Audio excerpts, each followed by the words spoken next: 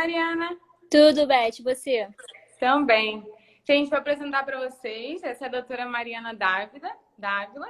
Ela possui graduação em Medicina Veterinária pela Universidade Federal Rural do Rio de Janeiro, onde também realizou mestrado e doutorado. Ela foi professora substituta, ministrando aulas de anatomia patológica especial e histopatologia especial.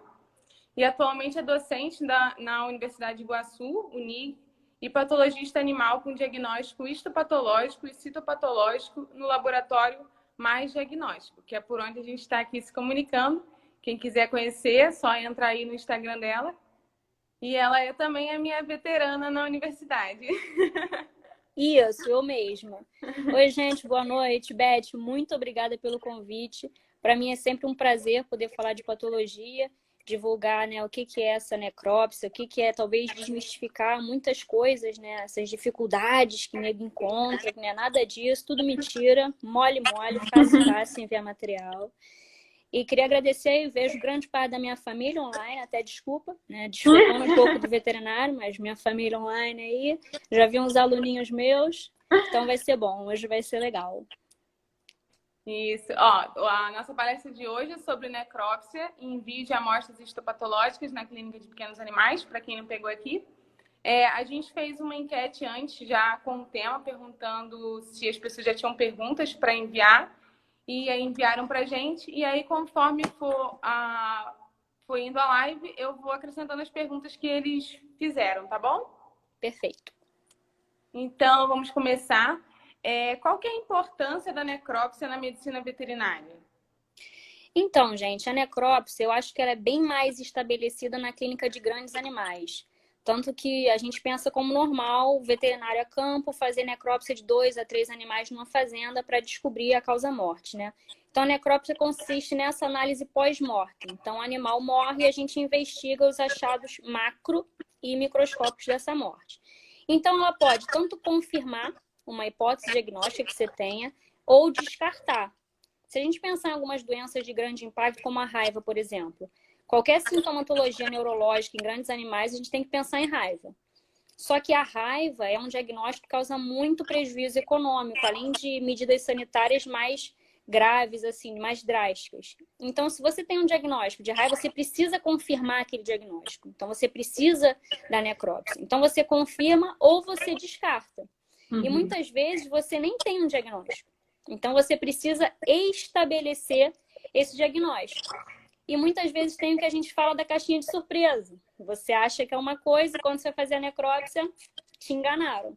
Então, modificar esse diagnóstico também é importante. Então, a necrópsia, ela fecha o ciclo. E muitas vezes não é suficiente. Mas, às vezes, ela dá porta para você pegar outros caminhos. Coletar material para virologia, para bactéria, até enviar material para imunistoquímica. Então, isso na clínica de grandes é muito bem estabelecido, né? E eu gosto muito de falar a importância disso na clínica de pequenos, tá? Algumas pessoas acham que, não sei como é que eu vou implementar, não sei como é que eu vou fazer, mas existe a importância na clínica de pequenos também, tá? Eu acho que quem trabalha com clínica já recebeu aquele famoso meu cachorro morreu do nada, né? Então, esse cachorro morreu do nada, como é assim do nada? O que é do nada? Peraí, vamos investigar. Então, você pode ter uma suspeita clínica, mas você precisa fazer a necrópsia para confirmação, né? Então, não é difícil implantar. O veterinário tem que se apropriar dessa técnica e a gente tem que lembrar de outro aspecto, a questão da judicialização. Então, muitas vezes existem pet shops que são processados porque o animal morreu lá. Você pode sofrer um processo na sua clínica porque o animal morreu lá. E o que vai ter de tutor buscando negligência, imperícia e buscando esses artifícios são muitos. Então, o veterinário tem que conhecer as técnicas de necrópsia até para ele saber o que ele pode usar também para se defender num caso desses. E quais que são os entraves na aplicação dessa técnica na clínica de pequenos, né? Então, para minha tristeza, muitos veterinários acham que a morte do animal é o fim, né? Então, eles acham assim, morreu, não tem mais o que fazer. Então, eu vejo que tem muito vet que não abraça essa importância da necrópsia. Então, acaba não se interessando em como fazer, como implantar, como executar. Então, eu vejo muito disso. né? Esses veterinários, assim, deixando um pouco de lado. Ah, morreu, mas morreu por quê? Ah, parece que era um quadro de doença renal. Mas será que era só isso? Será que tinha outra coisa? Será que não é interessante abordar?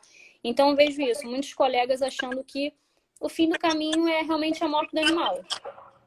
E já a questão do tutor, eu vejo muito a questão da humanização dos pets. Hoje em dia, você não fala que vai fazer necrópsia de um cachorro. Você vai fazer a necrópsia de um filho daquela pessoa, né? Então, às vezes, a pessoa tem aquela coisa assim, meu Deus, vai fazer necrópsia, abrir meu filho assim, não, que invasão.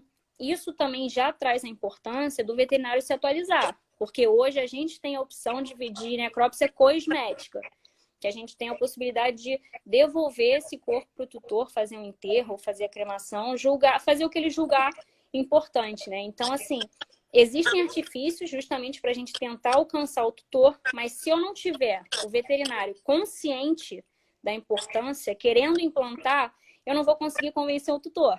Porque se o meu cachorrinho morreu e você chega para mim e fala assim, olha, a gente oferece um serviço de cremação e tem a necrópsia.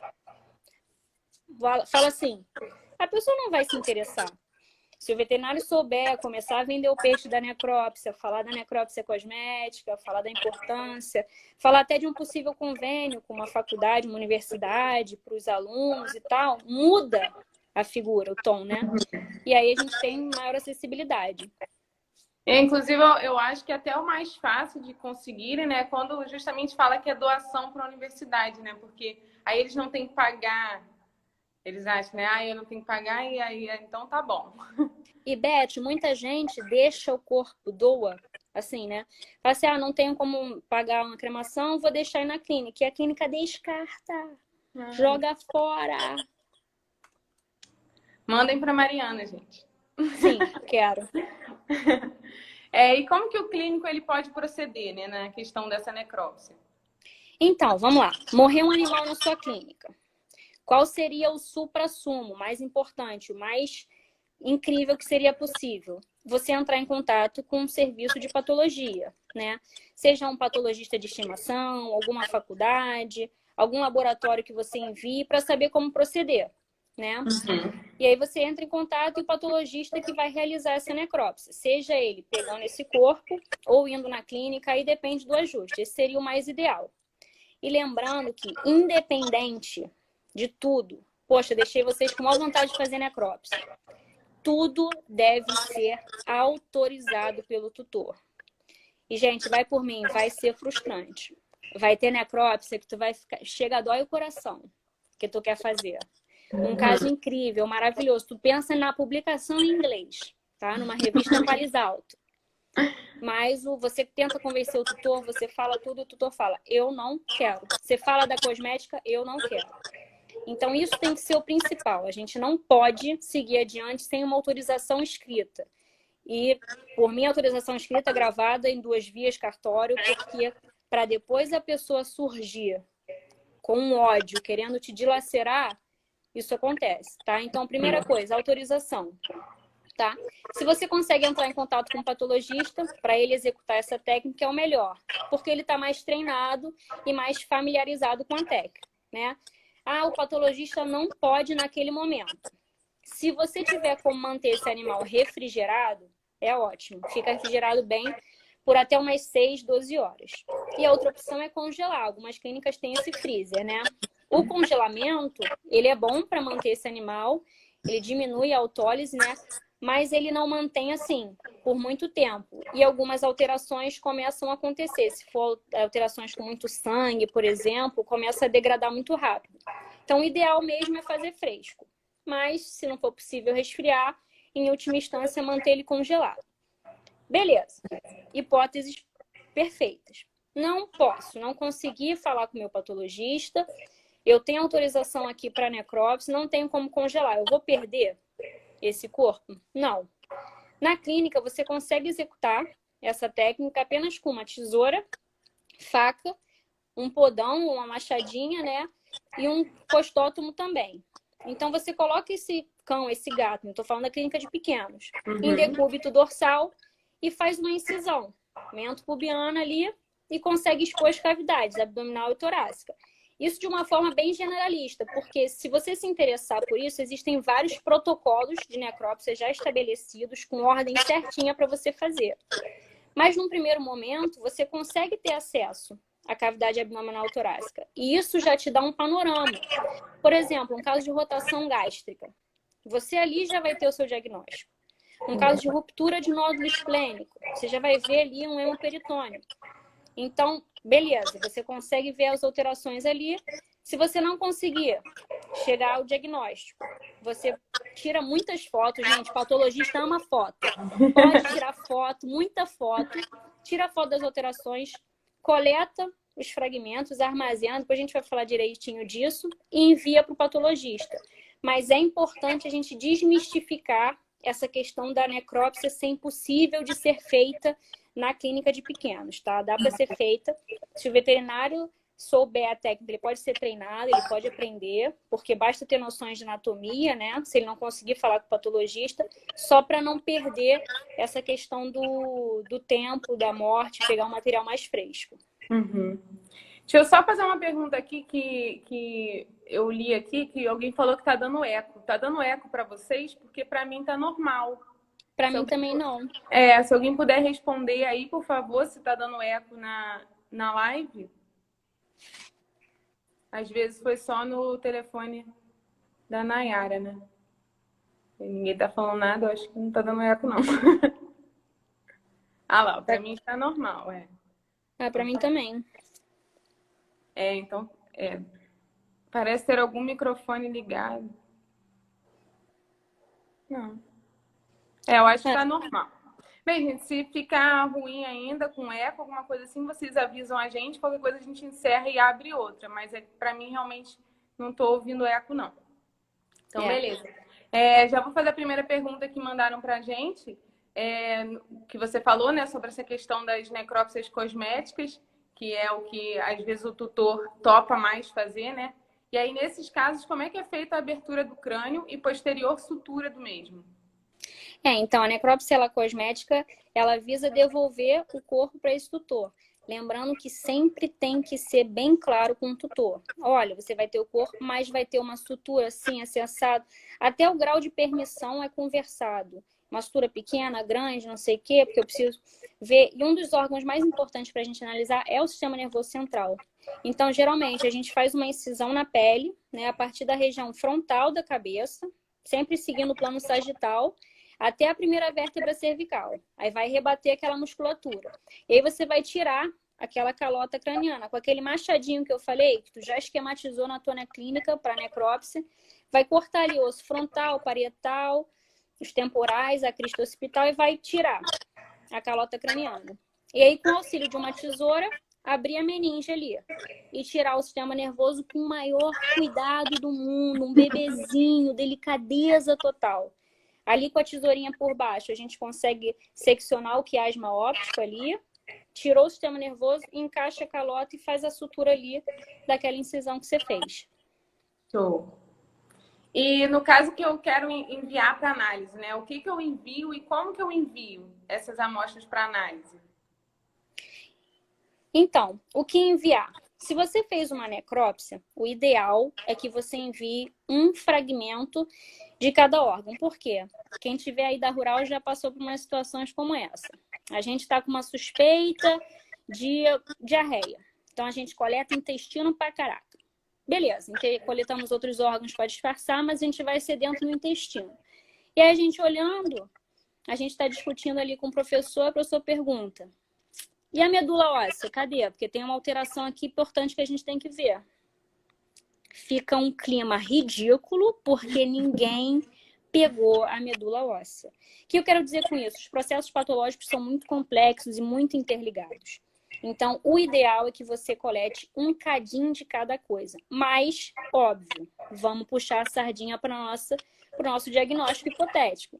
Se o meu animal tem um quadro renal, eu sei que eu tenho que pegar o rim com maior, atenção. Se é um quadro encefálico, uma síndrome neurológica, sistema nervoso com o maior cuidado do mundo e assim por diante. Mas o ideal, um pedacinho de cada órgão. E até me perguntaram perguntaram assim, mandaram uma pergunta. Quando a causa mortis é desconhecida, quais os principais órgãos devo me atentar a analisar durante uma necrópsia? Nesses casos, é indicado mandar materiais para confirmação por histopatologia? Sim. Como eu falei, tem os principais órgãos, mas você não sabe o que deve conter para você enviar para a histopatologia. Sistema nervoso central, coração, pulmão, fígado, baço, rim e uns pedacinhos do intestino, tá? Esses seriam os órgãos, assim, que geralmente sofrem alterações, né, por diversas doenças, e a gente consegue ter um panorama. E os demais órgãos, pedaço de pele, músculo, olho, as glândulas e assim por diante, varia muito com a demanda, digamos assim, do diagnóstico. Mas, se possível, coleta tudo e processa só o relevante. Mas você já ter ali guardado para uma posterior discussão é importante. O Caio está perguntando aqui, coleta cada material no seu próprio frasco ou pode misturar? Bom, se você está falando de necrópsia, você pode misturar. De repente, só é relevante mudar mesmo o sistema nervoso central, porque ele é um bebezinho que merece uma atenção especial. Mas você pode mudar. Algumas coisas que você pode ter mais cuidado seriam coisas pequenas, por exemplo, adrenal, que pode se perder ali naquele material. Se você quiser, você pode manter separado. Mas em relação ao formol, assim, você pode deixar tudo junto. Tá. O Thiago falou aqui também, medula óssea tem o agravante de estragar rapidamente após a morte, né? Exatamente. Então, a gente, nessa ocasião, Thiago, tu imagina o professor que eu tô falando bolado. A gente foi correndo, tá? Procurar a carcaça do bicho congelado para conseguir, mas conseguimos salvar a tempo. Beleza. No caso de amostras de órgãos que são muito vascularizados, que preparo que eu tenho que ter para condicionar essas amostras, né? A presença de sangue, ela pode atrapalhar essa análise? Então, por exemplo, existem órgãos, né, que já liberam muito sangue, como é o baço. Então, o ideal, fez uma cirurgia, tirou esse baço, então fez a necrópsia, coletou esse baço. O ideal é tentar lavar ele antes e fazer uns cortes sem seccionar, para ajudar na penetração do formol e colocar no formol. E a gente pede que troque o formol depois de 24 horas. E aí, às vezes, o formol suja tanto de sangue ainda que você tem que trocar depois também de 48 horas. Então, é só trocar o formol mesmo. Tá. Na verdade, esse sangue, ele atrapalha mais na fixação, porque ele acaba consumindo o formol todo e o formol não consegue fixar o material. Tá. Tem algumas perguntas aqui que estão aparecendo sobre envio de materiais, a gente já vai responder, tá, gente? Outra pergunta que chegou aqui pra gente, que cuidados particulares tem que ter para o envio de amostras do sistema nervoso central? Então, vou falar assim, de uma forma geral, como é que a gente envia, né? Primeiro, a gente envia, esse material tem que ser num fixador, tá? Até perguntaram assim, a gente fala muito de formol. Aí perguntaram pra gente se o formol é a única substância utilizada. Na verdade, não. Existem vários tipos de fixadores, até existem métodos de fixação diferentes que não os fixadores químicos, como é o caso do formol. E assim, não existe um perfeito, tá? Existe o que melhor se aplica ao que você quer. O formol, para coloração HE, que é a nossa, né, de rotina aí, ele é o famoso BBB. Ele é bom, bonito e barato. Então, ele tem um preço legal, você consegue manipular sem muitos problemas. Mas existem processos diversos de fixadores que podem ser feitos dependendo que alguns estudos, por exemplo. Você quer uma fixação perfeita do sistema trato genital. Aí você tem um fixador que fixa melhor aquele trato. Então, você trabalha com ele. Você quer fazer microscopia eletrônica. Você usa mais o glutaraldeído em vez do formol. Então, assim, não é só o formol, mas o formol é o bom, bonito e barato. Por isso que a gente acaba falando muito nele. Então, esse material é enviado para a gente no formol. Geralmente no formol que a gente fala 10%. E, gente, o que é o formol a 10%? Como é que eu faço isso? Geralmente, o que a gente compra, o formol comercial, é um formol que vem a 37%, 40%. E como funciona? Você vai diluir esse formol a 10%. Então, você vai colocar uma parte desse formol para 9 partes de água. Então, você vai chegar assim na formalina, né? Que a gente chama que é o formol a 10%. Mas o formol que eu tenho é 40%, não é o 100%. Mesmo assim, a gente estipula que esse formol, que na verdade está 4%, ele é 10%. Ficou estipulado assim, tá? Então, essa é a diluição certa. 1 parte de formol, 9 partes de água. Beleza. E quanto de material? Eu tenho que colocar 1 porção do material e 10 vezes mais do fixador, tá? Para o material ficar bem fixado. Então, é assim que eu vou fazer o envio. Aí, alguns cuidados, por exemplo, como a gente falou, material com muito sangue. E agora, um material como o sistema nervoso central. O sistema nervoso central é um bebezinho sensível. Ele tem que ter muito cuidado. E o principal cuidado com o sistema nervoso central é a manipulação. Por quê? Artefato de manipulação, de esmagar, fica os corninhos de necrose de neurônio. Então, o Nikito está olhando uma suspeita neurológica e vê assim os neurônios vermelhinhos, aí tu fica, alguém amassou ou é um processo que eu devo me preocupar? Então, assim, muito cuidado na manipulação, tá? Não fica apertando, me esgalhando, chega dói.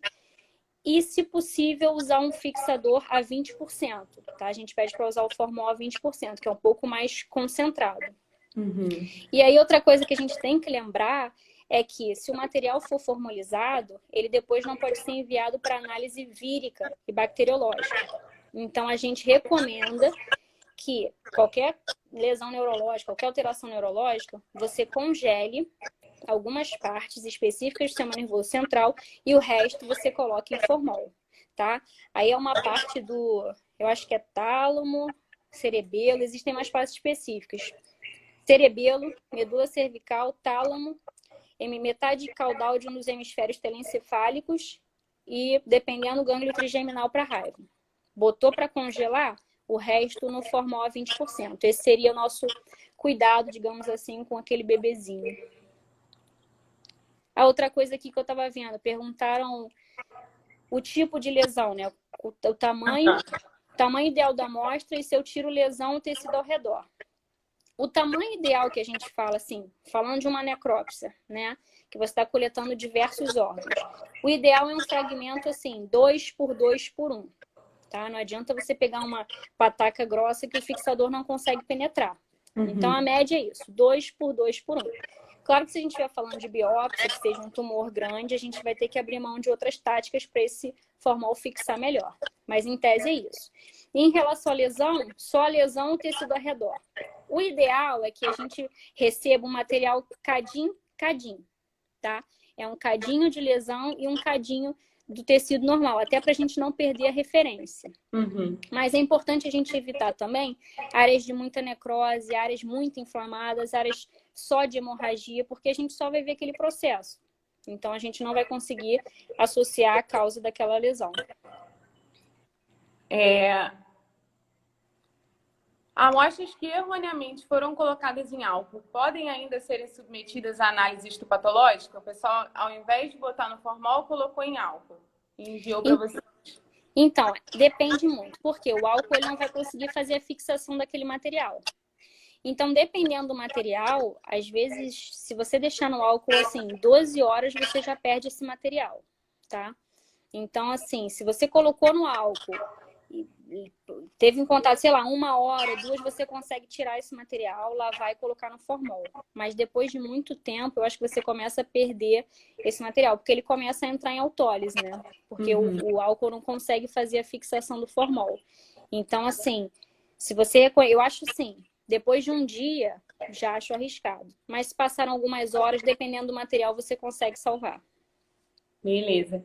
E sobre amostras de órgãos que possuem conteúdo interno. Então, por exemplo, estômago e intestino.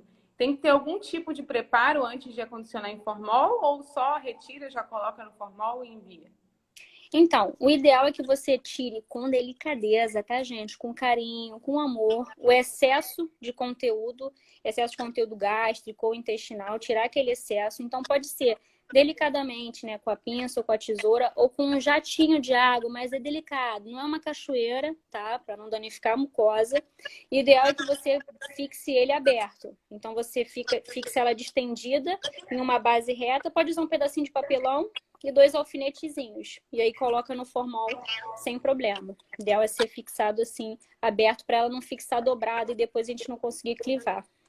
Legal. O Caio está perguntando aqui também, aqui na live, materiais com muito lipídio e fixado no formol, sofrem alterações?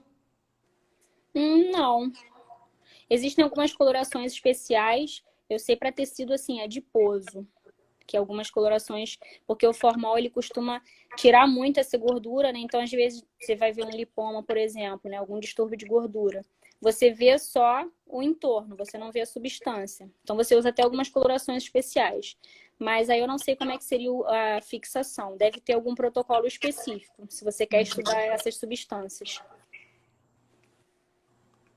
Quando eu quero enviar material oriundo de biópsia, né? Quais os cuidados que eu devo ter? Então, gente, eu trouxe até aqui, ó. A minha bandeira, acho que a bandeira de todo patologista é a gente ter muito cuidado nesse envio, tá? Então, isso tanto serve para material de necrópsia ou biópsia. Pote de boca larga, tá? Porque existe uma teoria que tudo que entra sai, né? E eu acho que isso não se aplica em alguns casos. Vamos lá. Temos o nosso pote. Coletei o meu material. Olha, o meu material, ele tá quentinho, macio. Vou botar aqui no pote de boca larga. Ó, coube. Vou botar o meu formol, super bem tamponado. Já aprendi, tá aqui meu formol. Vou vedar bem e vou enviar. Sabe o que eu recebo, Beth?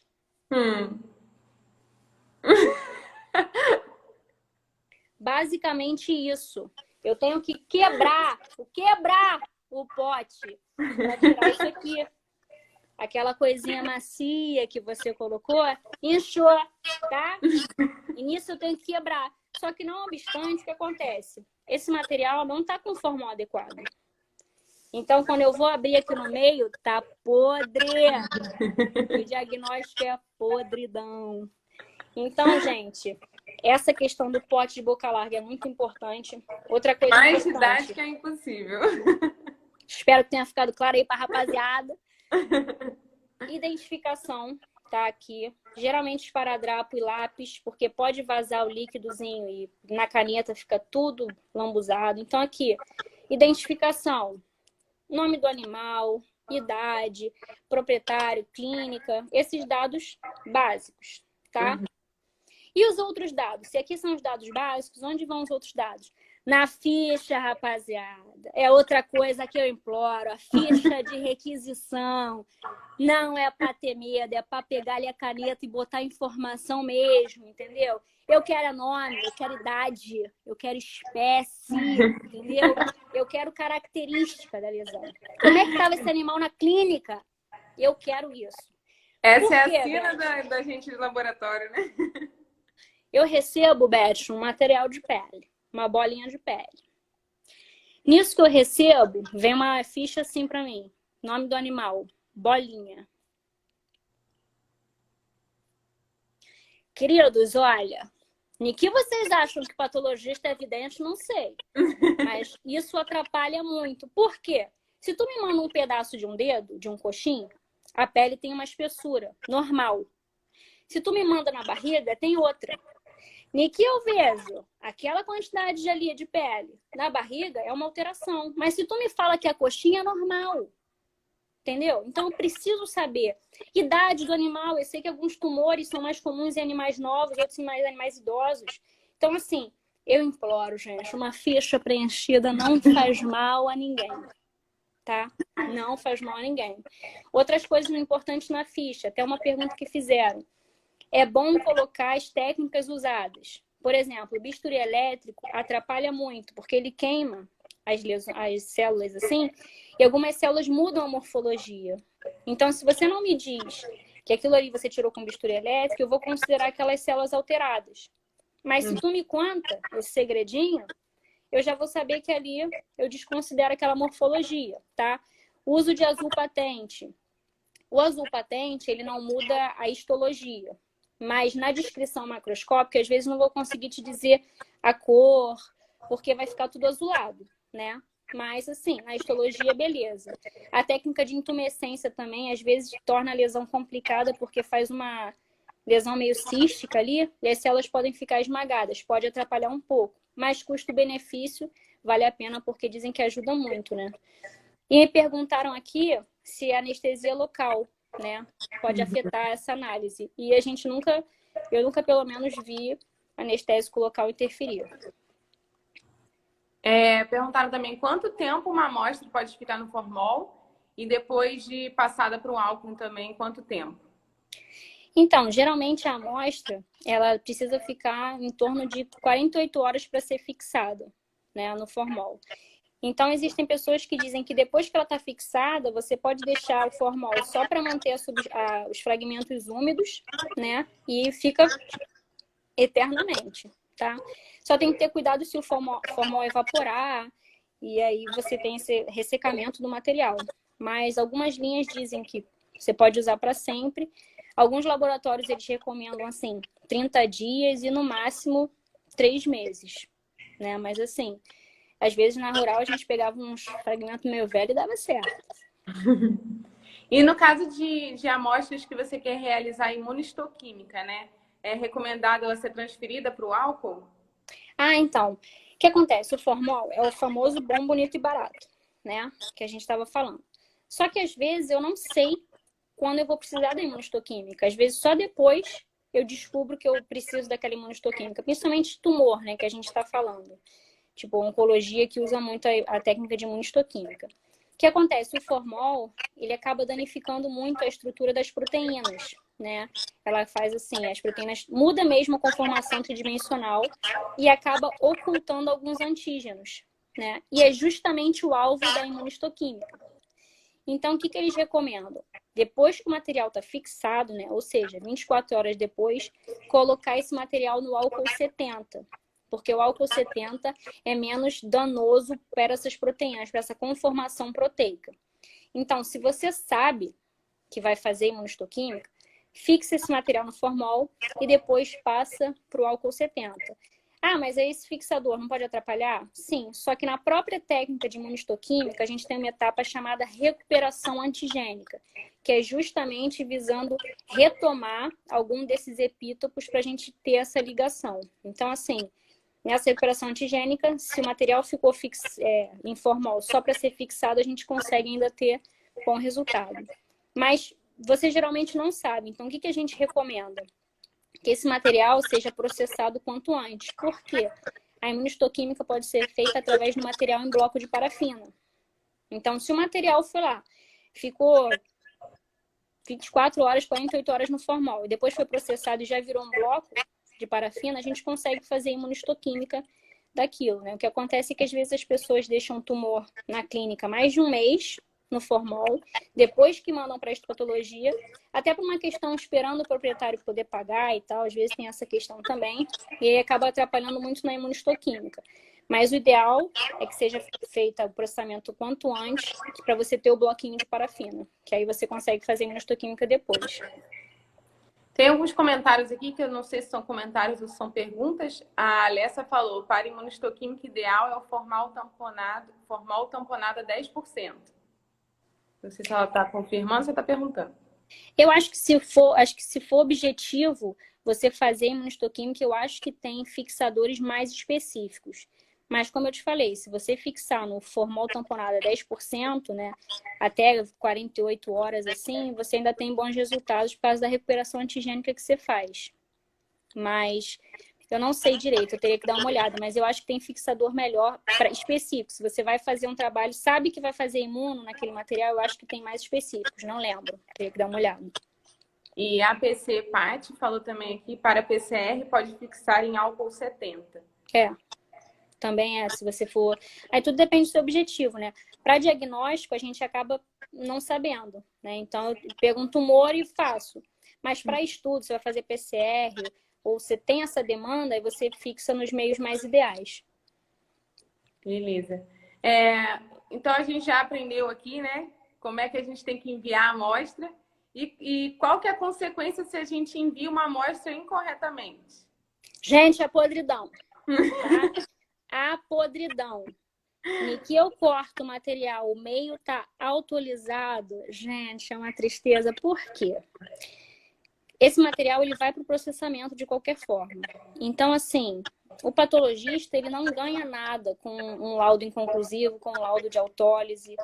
Não é um ganho para a gente, porque a gente processou esse material, né, teve o gasto, todo o consumo, a gente sentou e a gente olhou. Quando a gente olha, a gente quer dar diagnóstico, a gente quer resolver o problema. E quando a gente vê a autólise, a gente fica tão frustrado e às vezes dá um sentimento ruim no peito mesmo, porque você vê uma célula que tu acha que tu fica na dúvida, tu fala assim, caraca, isso aqui era um negócio muito louco, mas você fica travado por causa das lesões autolíticas. Então, muitas vezes a gente pode ter esses diagnósticos, né, inconclusivos de autólise, por causa dessa fixação incorreta, e eu já expliquei mais ou menos como é que faz, tá, rapaziada? E, deixa eu ver. E dependendo dos dados também. Que tu me manda uma ficha bolinha, eu vou interpretar da minha cabeça. Aí tu depois vai me falar que é um gato, que é um cachorro. Mas é de uma tartaruga. Meu amor, o problema é seu. Que escrevesse. Então, às vezes, essas interpretações erradas é simplesmente por falta de comunicação. Uhum. Por isso que gente, não tem medo de escrever, não. Larga a caneta, bota idade mesmo. Bota, fêmea, macho, coloca. Não tem problema. Pode vir. Quanto mais informação, é sempre melhor pra gente, né? Exatamente. E às vezes até o sinal clínico que o animal tava, às vezes você já correlaciona com o que você pode encontrar no seu histopatológico, né? Então, gente, coloquem, preencham a ficha. Que tipo de lesões são válidas de análise histopatológica? Então, Beth, tu que também é de laboratório, vamos lá. A gente sabe, tá, que a clínica é a tal da soberana. Tá? A gente sabe disso. Então, assim, depende muito do crivo clínico que mandar para a histopatologia, né? Se você me perguntar, para mim toda lesão tem que vir. Para mim uma bolinha vem, o machucado vem, para mim toda lesão pode vir. E assim, para análise histopatológica, toda lesão é válida, tá? Eu recebo muito mais nódulo do que propriamente ferida, né? Nódulo disparado é o que mais vem. Mas feridas também podem vir, né? Até para você ter um agente infeccioso, sim ou não, qual. Mas a gente sabe que depende. Então, se o animal tem um nódulo, tem que ser operado, mas o animal é idoso, tem uma clínica complicada, o tutor não vai cuidar legal do pós-operatório, então às vezes a opção é não fazer, tudo bem, a clínica aí nos vence. Mas se eu puder falar qualquer tipo de lesão que você não esteja assim resolvendo da maneira tradicional, porque existem algumas lesões que você ali resolve, usa o tratamento, né, terapêutico ali convencional e resolve. Então, beleza. Mas aquelas lesões que não estão resolvendo com o tradicional e que você acha que a pessoa está fazendo de forma certa, né? Porque ainda tem isso. Você faz o tratamento, a pessoa que da cabeça dela não pode. Mas se você está achando, então, lesões que não se resolvem, nódulos que crescem muito rápido, aquelas feridas esquisitas que começam a evoluir muito rápido, podem ser enviadas. A maioria das coisas que eu recebo são questões de nódulos mesmo, né? Mas qualquer coisa pode ser analisada pelo microscópio. A gente também suspeitou de neoplasia. A Mari quer receber. Sobre tumores de mama, é indicado enviar a cadeia mamária inteira ou um único nódulo? Então, pra gente é interessante sempre receber a cadeia mamária inteira, porque a gente consegue analisar todas as mamas e algumas mamas, mesmo não tendo um crescimento palpável, a gente já consegue ver na histologia que a gente chama de lesões pré-neoplásicas, né? Que a gente chama até de epiteliose. Então, às vezes não tem nenhum nódulo palpável, mas na histo a gente consegue ver.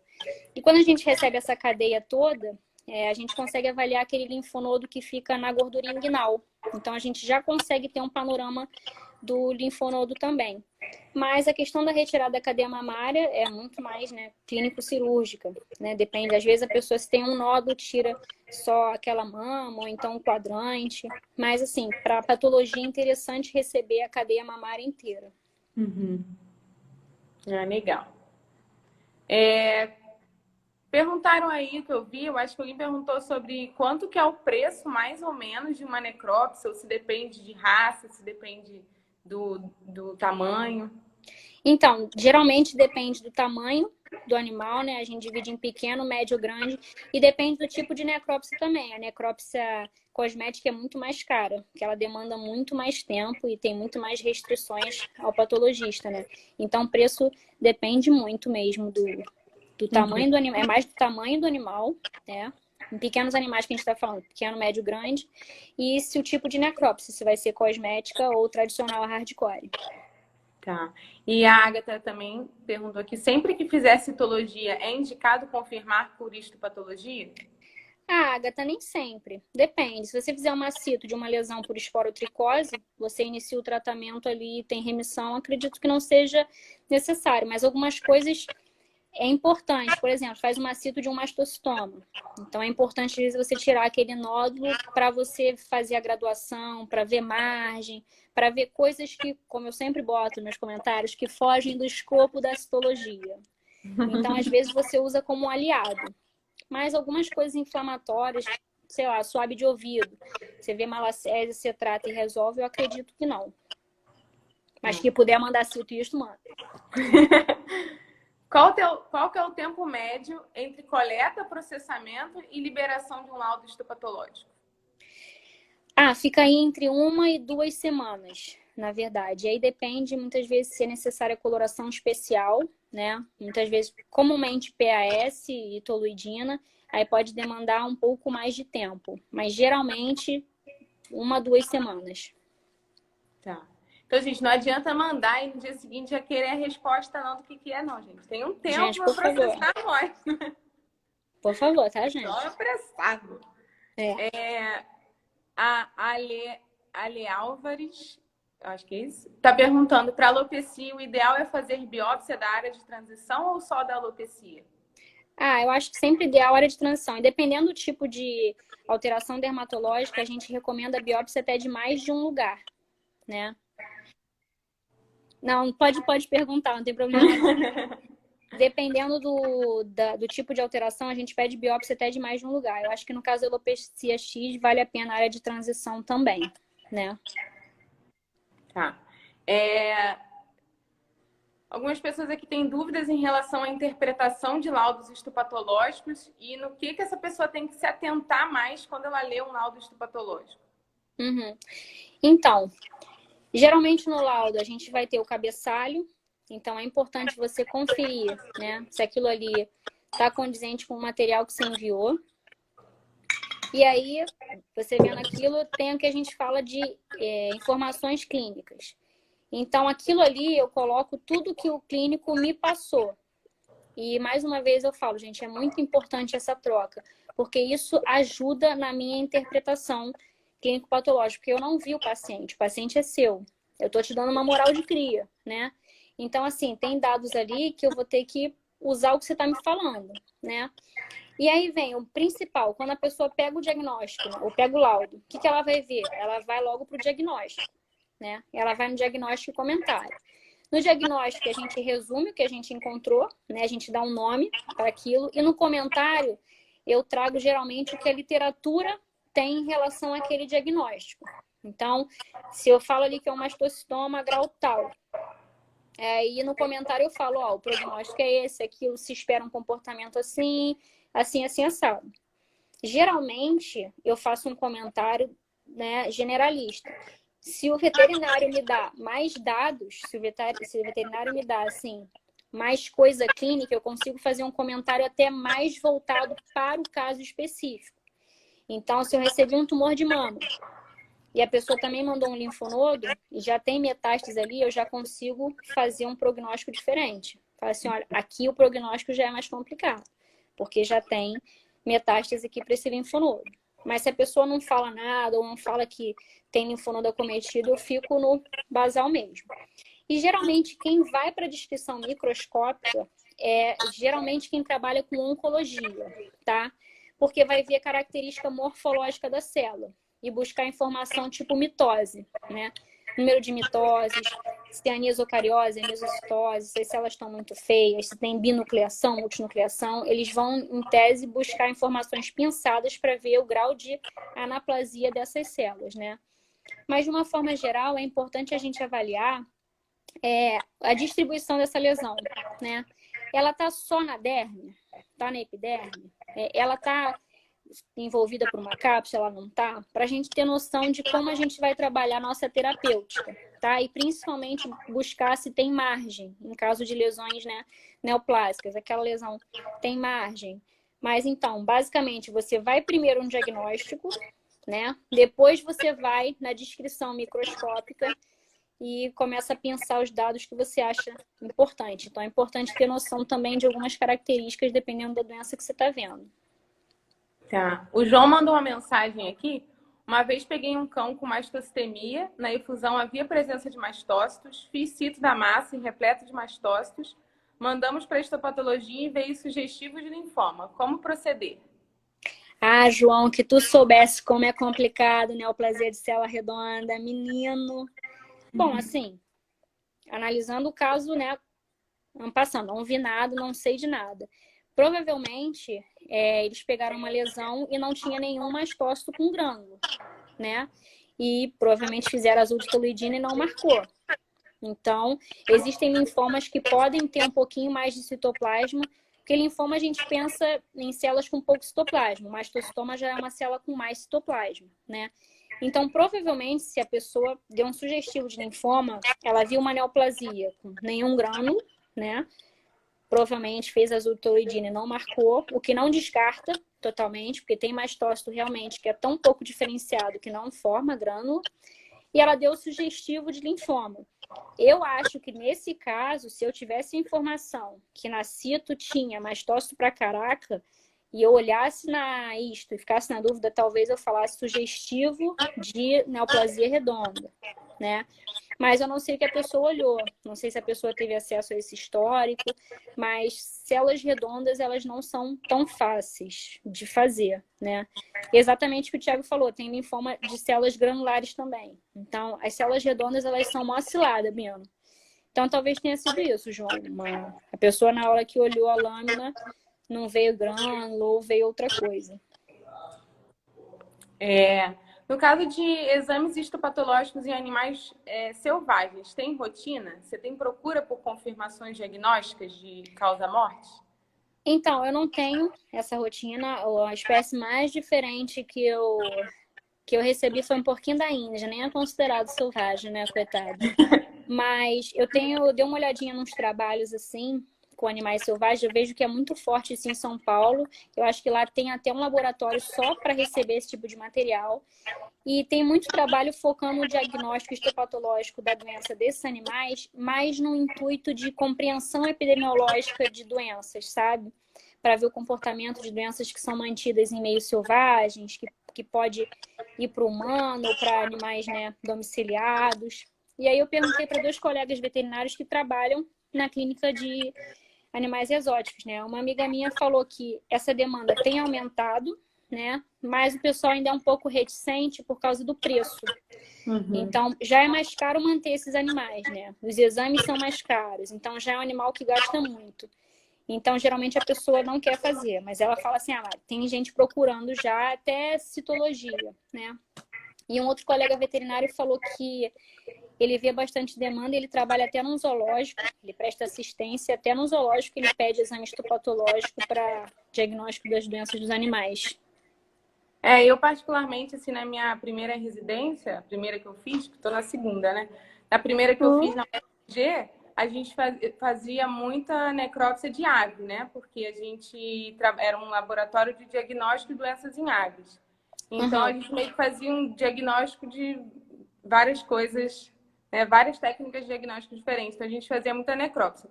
O histopatológico, a gente coletava e enviava para um laboratório dentro da UFMG mesmo. A gente fazia mais a necrópsia macro, né, macroscópica, e coletava material para biomol, né, para biologia molecular. Extraía o DNA, fazia... Pô, maneiro.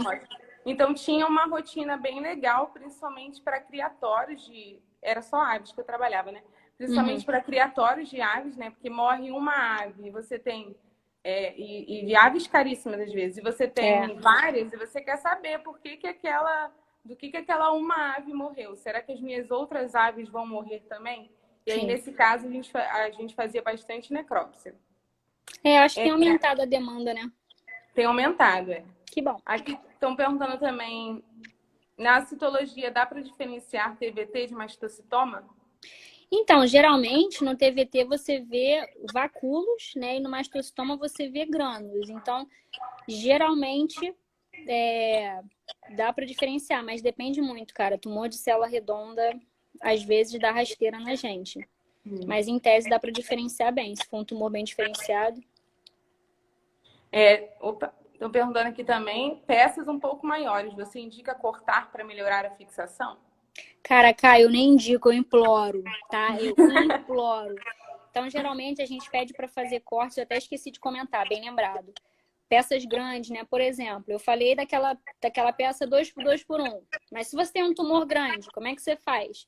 Você geralmente corta, né? Faz cortes sem separar. Você faz uns cortezinhos para ajudar na penetração do formol, mas é importante não separar a peça para quando a gente receber, a gente conseguir medir como um todo.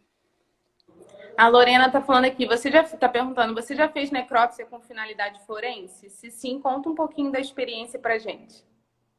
Nunca fiz, Lorena. É até uma questão que eu sempre converso muito com a minha irmã, que é advogada, né? Essa relação do nosso papel como perito, né? Porque isso pode acontecer, de eu fazer uma necrópsia e ser chamada, né? Para alguma questão judicial. Eu já fiz necrópsias, assim, que a pessoa tinha o intuito de seguir adiante. Por exemplo, chegou na rural uma vez, um cara com um chau-chau no braço, falando que tinham matado o filho dele. E aí eu falei assim, meu Deus, como assim? Aí ele deixou num pet shop e foi buscar o animal morto. E aí na necrópsia a gente viu uma lesão no pescoço, né, de compressão, né, bem tipo circular mesmo. E parece que esse tchau-tchau, né, na hora ficou estressado, pulou da mesa e o pessoal ficou com medo e ele se enforcou, né? E aí, gente, essa coisa é muito importante também. A gente tem que ter muito cuidado com a história, com os nossos achados. As pessoas acham, às vezes, que a gente vai liberar no laudo, assim, diagnóstico, homicídio doloso do pet shop, né? Então, não é isso que a gente faz. A gente faz, sei lá, diagnóstico, necrose circunferencial, subcutânea, tal, tal, tal. Lesões assim, assim, assado. Por exemplo, envenenamento. A gente diagnóstico, envenenamento do vizinho da fulana. Não. A gente vai botar conteúdo com grânulos enegrecidos. Sugere-se análise desse material, tá? Desse material toxicológico. Então, esse foi um caso, eu não sei o que a pessoa deu continuidade, porque o laudo de necrópsia foi descritivo, né? Falou de lesão de uma forma geral, porque a gente não pode esquecer que, às vezes, as pessoas mentem, né? Então, às vezes, a pessoa quer incriminar o pet shop, não foi bem isso que aconteceu, né? E outro caso que eu peguei foi um tutor que entrou em contato comigo, falando que ele queria, né, fazer a necrópsia porque ele ia processar a clínica veterinária porque mataram o animal dele na cirurgia, quando foram tirar um tumor do rabo do animal. E aí, anotei todo o histórico que ele me passou, e quando eu fui fazer a necrópsia, quando eu abri a cavidade abdominal, tinha rompido um nódulo de baço. Então, o bicho tinha feito um hemoperitônio e tinha feito choque hipovolêmico. Então, a causa-morte foi choque hipovolêmico, tá? E ali tinha um nódulo no baço. Não teve relação nenhuma com a cirurgia que ele falou que da veterinária. Mas o meu diagnóstico foi choque hipovolêmico, causa-morte, choque hipovolêmico, descrição microscópica, corpúsculos de choque em tais órgãos, né? Então, assim, esse meu laudo, eu não sei se foi levado para frente, né? Porque talvez, se ele entrar com alguma demanda, talvez eu seja chamada mesmo para depor, para falar e tal, ver o que encontrei. Legal. Pediram também para você, se você poderia indicar alguns livros sobre, acho que histopatologia ou técnicas de necrópsia, né? Cara, tem um livro de técnica de necrópsia bem rapidinho. Eu posso mandar depois. Posso te mandar depois e tu manda pro pessoal. Tá. Vou pegar o nome, que é bem prático. É bem papum, que eu acho que é o que o pessoal busca mesmo, né? Então, gente, quem quiser o livro, manda um direct aqui pra gente pelo Instagram. E aí Pode mandar para mim também. ou manda direto pro Instagram da Mais Diagnóstico. Eu pego aqui e passo. Sim, Agatha, tudo dá processo. Tudo quer processar. Tudo quer que zumbar. Bem, gente, alguém tem mais alguma pergunta para fazer? Se alguém tiver mais alguma pergunta, enquanto alguém não responde aí, queria agradecer pela excelente palestra, foi muito maravilhosa. Que Você é bom. incrível, um senso de humor maravilhoso, a gente se diverte aqui e aprende ao mesmo tempo. Que bom. Então, em nome do LabVet, a gente agradece muito. E Muito vamos chamar obrigada. você para uma próxima palestra depois, hein? Eu gosto, gente. Precisando, contem comigo, porque patologia é uma coisinha que eu gosto de falar. Gosto de estar falando de patologia, gente. Thiago, para de saudade, Thiago, calma. Quinta-feira é a tua, né? Quinta? É, quinta-feira, Thiago. Gente, quinta-feira do Thiago. Vocês não podem perder, tá? Ele é bem mais maravilhoso que eu. Ah, os dois são maravilhosos. Vai ser de acompanhamento laboratorial do paciente oncológico. Então vai ser bem Top. legal. Para quem está perguntando bastante aqui de neoplasias, né? Vai ser uma live legal. Exatamente. Gente, lembrando que o Thiago vai falar de onco, né? Lembrar para mandar histopatologia para mim, tá? Mais diagnóstico a gente está aí recebendo com o maior orgulho e prazer. É isso, gente. Muito obrigada. Aí eu só estava recebendo elogios da professora do laboratório também, a Cristiane. Obrigada por aceitar o convite do LabVet. E é isso, gente. Vai passar vergonha não, Thiago. Coragem, vambora. Vambora. Foi a primeira vez obrigada, da Mariana linda. também. Obrigada, querida. Foi ótimo. Um beijo. Beijos.